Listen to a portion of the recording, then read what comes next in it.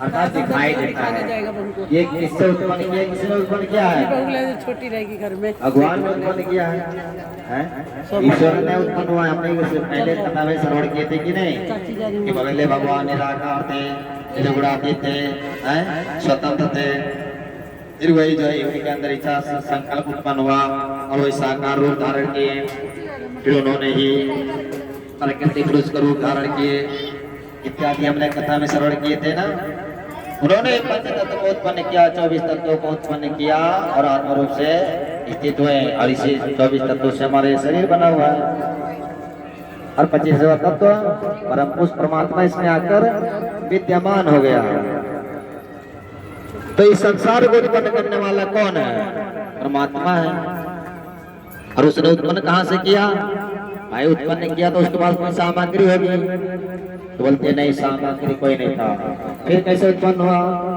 तो हाल जो है घड़ा बनाता है तो किससे बनाता है? मिट्टी होती है ना उसके पास, मिट्टी होती है तो मिट्टी के घड़ा बनाता है। तो भगवान इस संसार को कैसे बनाया? उसके पास तो कुछ सामग्री होगी। भगवान बोलते नहीं हमारे पास कुछ सामग्री थे।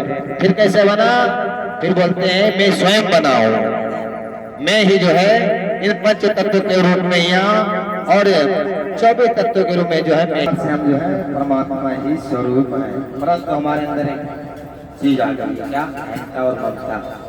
हम बंधनों में बंध गए, मोह माया इत्यादि में आके घेर लिए। इसलिए हमने नासत्व को प्राप्त कर लिया है। पुनरपि जननम पुनरपि मरणम पुनरपि जननी जठरे शयनम यह संसारो कल दुष्टारो त्राहि माम पाहि मुरारे। जब जीव जो है माँ के गर्भ में होता है ना, तब माँ से प्रार्थना करता है, प्रभु मैंने बार बार जन्म लिया, बार बार मृत्यु को प्राप्त किया, अनेक बार संसार में आया और घोर कष्ट को भोगा। जब जब आता हूँ संसार में कोई न कोई माँ होता है, न कोई बाप होता है, और उसी चक्रव्यूह में मैं फंस जाता हूँ। ये तुम्हारे माँ, ये तुम्हारे बाप, ये तुम्हारे बुआ, ये तुम्हारी दादी, ये तुम्हारी नानी है इत्यादि। इन्हें धर्म पालन में फंस जाता हूँ, इन्हीं को पालन पोषण में रहता हूँ। प्रभु अब मैं जो ये बार बार जो है ना जन्म लेकर परेशान हो गया हूँ, बहुत दुखी हो गया हूँ, और अब आपसे विनती करता हूँ कि मुझे इस माँ के गर्भ से बाहर निकाल दो। मैं आपकी प्रतिज्ञा खा के कहता हूँ कि दोबारा जो है जब संसार में आऊंगा तो आपके सिवाय में किसी को नहीं जानूंगा और सिर्फ आपका ही भजन करूंगा। इस प्रकार से भगवान से प्रार्थना करता है जीव। कब? जब माँ के गर्भ में रहता है, क्योंकि जीव को माँ के गर्भ में सब ज्ञान होता है। पूर्व जन्म में कितने बार जन्म ले लिया वो, ठीक है।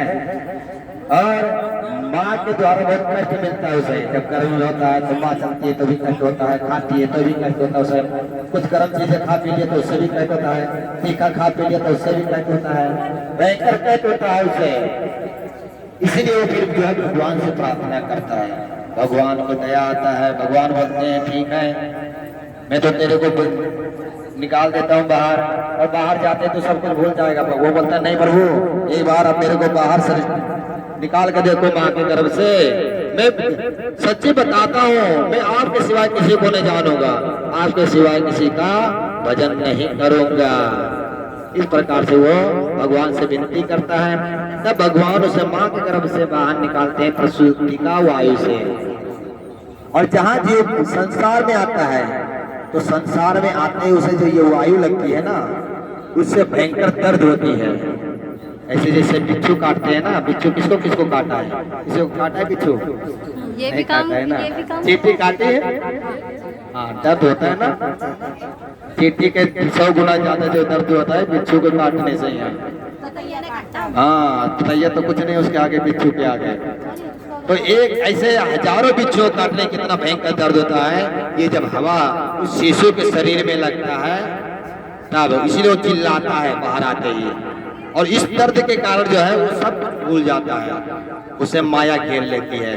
भगवान की 2 माया है, ठीक है। एक संसार में बांधने वाली, तो एक संसार से छुड़ाने वाली। हमने कलकत्ता में श्रवण किए थे ना कि जो है सनकादि मुनि से पूछ रहे हैं व्यास जी कि बताओ कि भगवान की वो माया कौन सी है जो संसार सागर से पार उतारती है, और वो कौन सी माया है जो संसार में बांधती है। तब जो है सनकादि मुनि जो है व्यास जी को ये कथा श्रवण कराया कि माँ जगदम्बा किस प्रकार से यहाँ अपने भक्तों को संसार से पार उतार देती हैं, और जो उनकी भक्ति भजन नहीं करता है वो संसार में कैसे फंस जाता है।